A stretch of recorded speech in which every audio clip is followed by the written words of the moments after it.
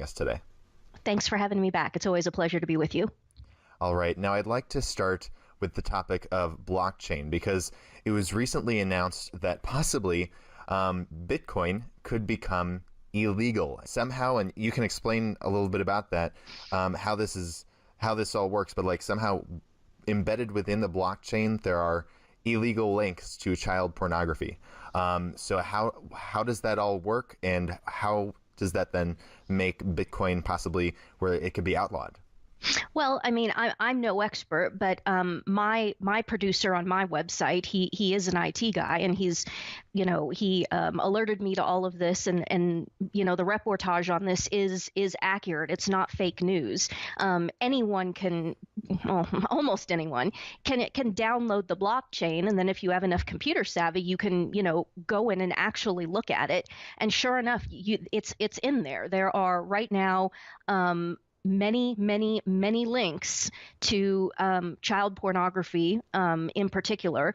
And are we surprised? Are we surprised? So therefore, everybody who is essentially using Bitcoin, certainly anyone who is mining, who has a copy of the blockchain, on one of their machines, could conceivably be argued by nefarious people who were trying to say persecute people for their political beliefs or public speech against the regime or anything. It's not difficult to envision where this is going.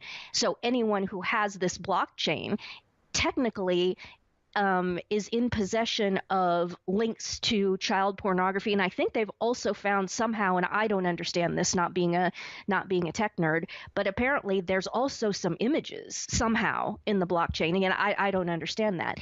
When I saw this, when that was sent to me, I wasn't surprised at all. In fact, it makes pretty much perfect sense that when you're talking about something like the blockchain, a string of data, a string of information that the whole thing is contingent upon, that then what you could do is use that a vector of essentially criminalizing everyone. Now, we all know that, in our culture and in our society that we're all felons. There's a really good website out there. I can't remember what it's called, if it's 5 a day or 7 a day or something like that.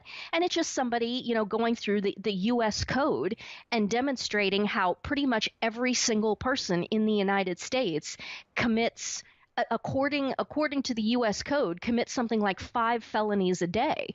And this is nothing new, because as a culture and as a society descends, and this is kind of counterintuitive, the further away you get from God, the more immoral a society becomes, the larger the code of law becomes, because that's what tyrannies do. They want to just get it to where everyone is potentially or can be selected or chosen at any time to be designated a felon.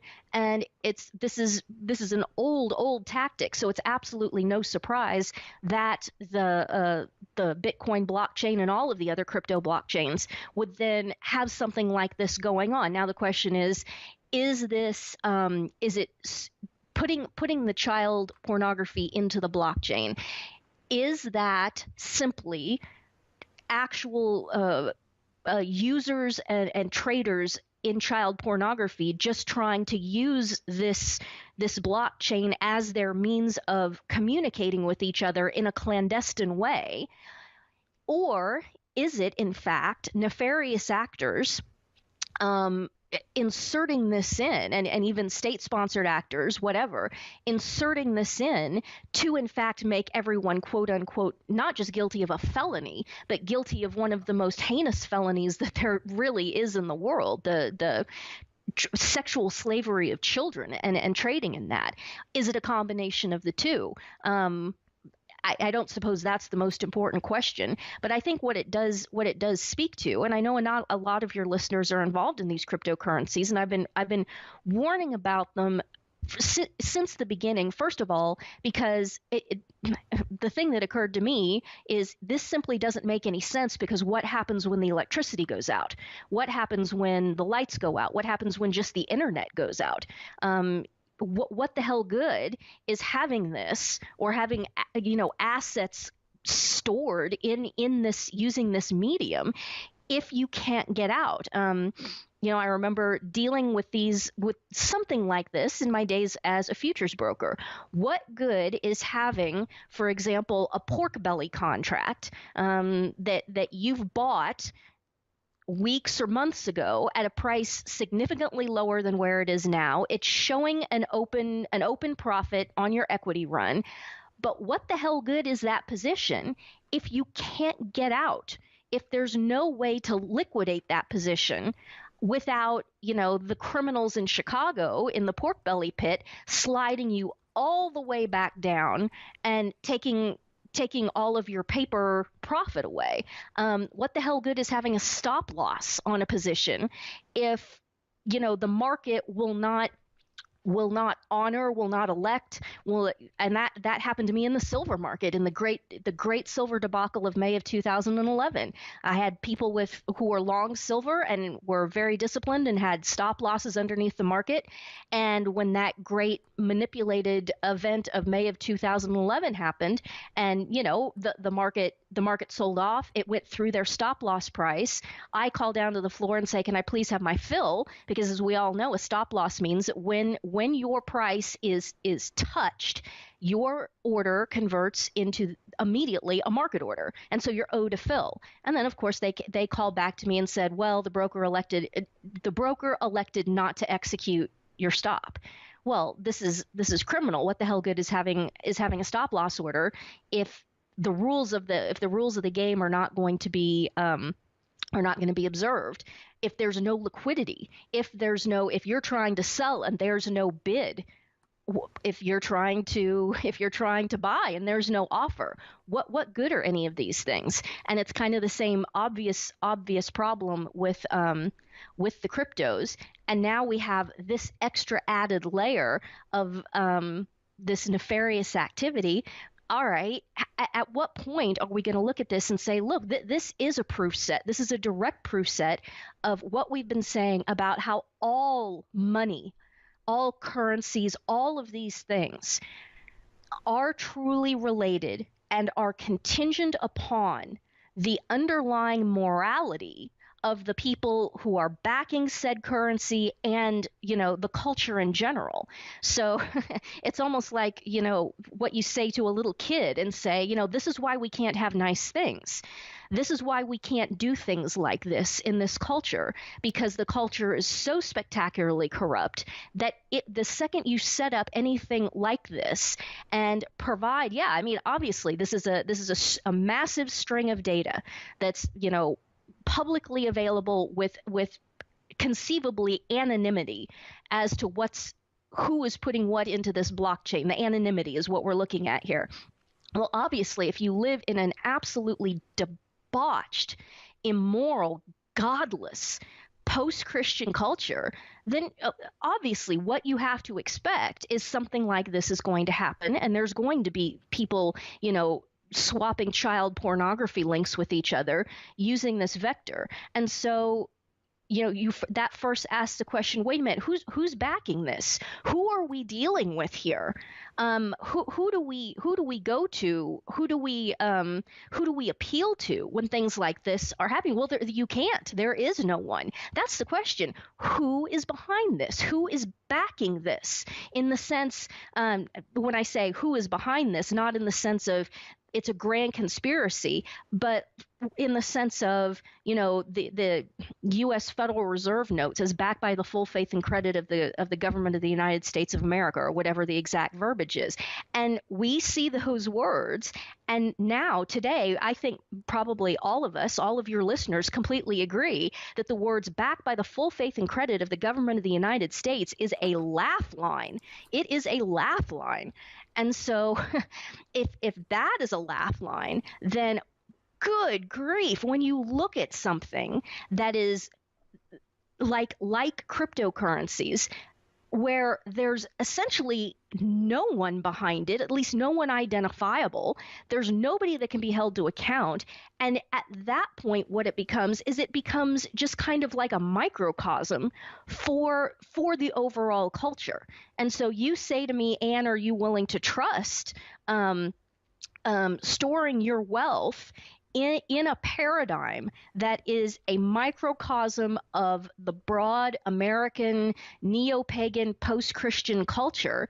And no, I am not comfortable with that. I am not comfortable with that at all, not even remotely close. And especially when there's absolutely no means of redress for any of this that's going on.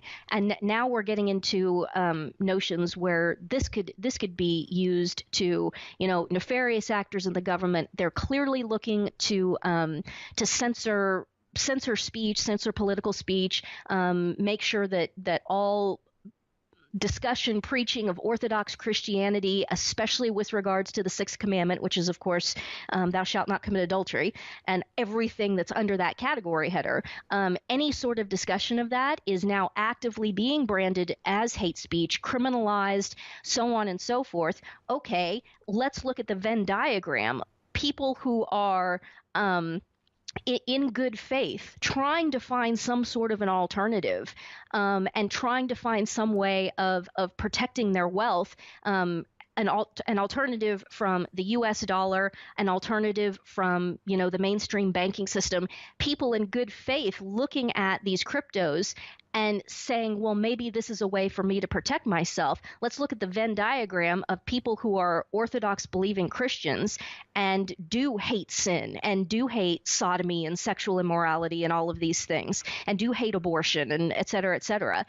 And then say, okay, there's a higher than average percentage of that group of people who are going to be looking at and attempting to use these cryptos. What can we do so that we can get all of them, quote unquote, guilty of a felony by being essentially in possession of child pornography files, so that when we identify them by their speech or by their, buying patterns and so on and so forth, we can then immediately go and selectively enforce this, knowing that by no fault of their own, they might have on their computer at home a copy of the blockchain. And if they're mining, they absolutely do, obviously.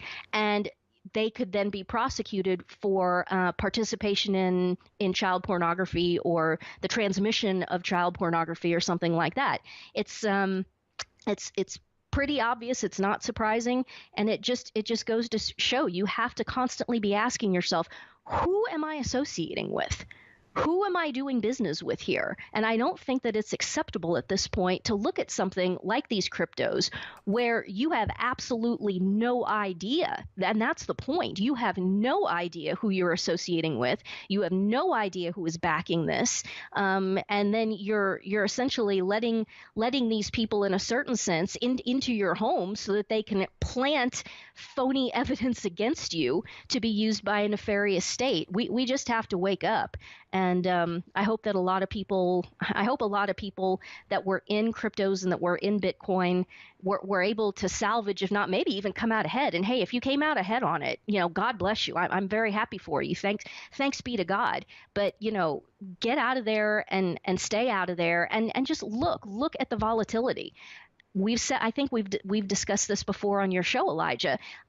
Markets that are healthy, markets that have integrity, are not choppy and volatile like this. That is not normal. The choppier and more volatile a market is, the less integrity it has. And so that's another key indicator right there. And I really don't think that at this point you can just shrug your shoulders and chalk it up to growing pains in terms of this market. I think it's something deeper and more profound than that. Do you think in principle, though, that Bitcoin can be stopped and actually made illegal? I mean, is there any way to actually enforce that law if it were to become a law that, you can't use Bitcoin anymore? Well, at some point, it's going to, if you're thinking, and if the mindset is, and I can't imagine that it wouldn't be, that the entire point of this thing is to be able to eventually to get to the point where, you go into the supermarket, you go into a restaurant, you go into a clothing store, whatever, and instead of having to go through that extra transactional step of going from the cryptocurrency to the local currency, US dollars, let's say, that you just automatically are crypto to crypto with somebody. I think that's what's the point of it if that's not the eventual goal that they want to get to, you see? So I think that as long as you have to have that interstitial step of converting to the local currency, that yes, it can be, because wasn't it South Korea? Hasn't South Korea come out and said, we're not going to sanction any transactions here in the Korean, what's the Korean Yuan? It's a Yuan too, I think.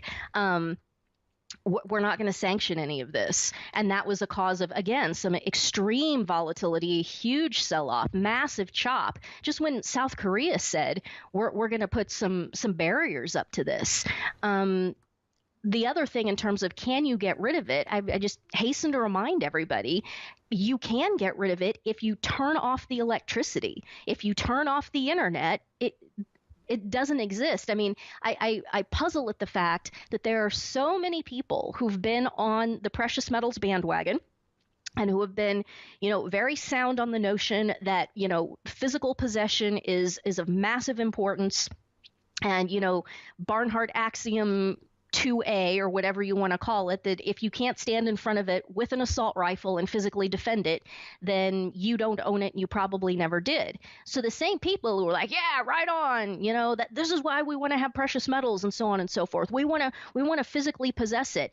And it's largely, again, talking about Venn diagrams. There's a huge overlap of the group of people who were totally sound on the notion of physical possession and physically backed money, and in terms of precious metals, who are now completely content to utterly abandon that and turn everything over to the caprice of whoever it is standing next to the electricity switch, or even just the switch on the internet. Talk about not having possession of something. I mean, at least I can go get my purse and I can whip out some $100 bills. I've got something. If they want to take away this crypto thing, I mean, there's literally nothing you can do. Nothing. It's even more precarious far more precarious than Federal Reserve notes. Now, moving on here, the other topic I'd like to discuss today is the stock market. Now, it seems like we might be seeing a reversal here starting, this January when we saw the correction, and now it went even lower. What is your perspective on the current state of the stock market? Are we in a reversal here? Are we in a downtrend? Well, I mean, it's even relative, good grief, I'm only 41 years old. And so when I got into the business in 97, things have changed so much. And with regards to the stock market, I think there's been even more change in the stock side of things than there has been, on the futures and commodity side, because up until 10, 15 years ago, I guess now, most of the liquidity in the stock market was actual human beings. We have now made this transition to where the vast majority of the volume every day and of the liquidity in the stock market is algorithms, and it has nothing to do with normal human beings. There really aren't that many people who are calling their stockbroker at Merrill Lynch or Edward Jones or whatever it is and are trading. I mean, there are still some people who are doing it, but most aren't. Now people have exposure to the stock market, but it's mostly in terms of their retirement accounts, which people by and large are not permitted to liquidate. I'm still all the time get emails from people saying, I want out of this 401k. I see this thing as a bubble. I want to get out of this. I want to take profits. They won't let me out. Yeah, of course. So when I see this downside chop and this topping action, first of all, it goes back to what we were talking about a minute ago, and that is markets of integrity do not have massive volatility like this. Massive volatility is indicative of a lack of integrity in a market. So that's the number one thing to remember. The number two thing to remember is, where is this sell paper coming from? who's putting in these sell orders? Is this individual people? Is this algorithms? Or is this the mega banks, trying to manipulate things, and so on and so forth? And the other risk is yes, of course this is a bubble. It's a massive, massive, massive bubble. And a lot of people who are way on the Trump bandwagon are saying, oh no, this is all completely legitimate because Trump is in. Guys, I'd hasten to remind you, look at what has just happened, where the debt is now over 21 trillion. They're adding 2 trillion a year. The budget that he just signed off on was a complete and total capitulation. They were given the Democrats, and I mean, I hesitate to even make any differentiation right now, but at this point, between Republicans and Democrats, because I think we all know it's exactly the same damn thing. It's the same group of people. They're just putting on this show, pretending that there's two teams and pretending that there's some sort of antagonism or difference in agenda between them, just simply to keep people lulled into the sense that they are in any way being represented in their government, which clearly they aren't. So total, complete capitulation, massive exploding debt, everything keeps expanding. And you say, okay, why would there be this continued optimism? Well, look at the unemployment numbers. Well, look at how the unemployment numbers were totally manipulated throughout the entire Obama regime. Why do you think that manipulation has stopped? Why do you think? I mean, during the Obama regime, it was just unemployment, people unemployed for so long that what they started doing is statistically excluding them from the workforce. And so the workforce just kept shrinking and shrinking and shrinking, and they just kept doing this until they got the quote unquote unemployment rate down to 5%. So when Obama's in office, we're all going to look at this and point at it and say, this is what you're doing. You're cooking the books, you're cooking the numbers. We see it, it's obvious. This is all BS. But then as soon as Trump gets in, we look at the same unemployment figures coming out of the same offices of the same people, the same government bureaucrats, because none of that turns over and none of that changes. Okay, so now they're putting these figures out, and since Trump is in the White House, we're going to say, oh look, this is all gospel truth. Well, of course it isn't. Don't you think maybe they've been using that as just another way to justify this continued blowing of this stock market bubble? So I'm obviously skeptical of all of it. And as you know, since I declared my tax strike and shut down the brokerage and everything, I've been telling people you need to disengage from this financial system and from these equity markets and the whole nine yards. You're playing with fire. And again, reiterating, if there are people out there who have made a profit and had windfall, I'm very happy for you. That's wonderful. I'm glad that your life did not end in financial catastrophe and all that. That's absolutely wonderful. But how long are we willing to look at this paradigm, tolerate this? It's obvious what's going on. It's obvious it's a bubble. The fact that no one will let you get out, the fact that there's no human liquidity, and the fact that you're looking at this massive, massive chop in a market that's that big. Again, that's the other thing. The bigger a market is, if the market has any sort of integrity, the more of participants there are, the easier it is to take advantage of inefficiencies and arbitrage and do things like that. So you look at one stock that is undervalued and buying interest generates in that. You look at another stock that's clearly overvalued, which basically all of them are now, but just for the sake of argument, you see a stock that's overvalued and selling pressure comes in, and the more participants you have and the bigger a market is, the more it keeps things smoothed out and the more it reduces chop and volatility like this. And the fact that you have a market that is as big as the stock market is now, that's experiencing such profound chop, is just another testament to its illegitimacy and why one should be getting out. And I know we've discussed this before, but if you can reiterate for our viewers, if the stock market is not a place to be putting your finances right now, what is your perspective on where more undervalued assets lie? Blah. Oh goodness, that's tough. I don't want to make any trading recommendations or anything like that. What I would always go back to is I would go back to the things that are utterly essential for human life. So, food-based, within reason. Ideally, one should be owning land, animal, livestock, meat-producing livestock, dairy-producing livestock, whatever.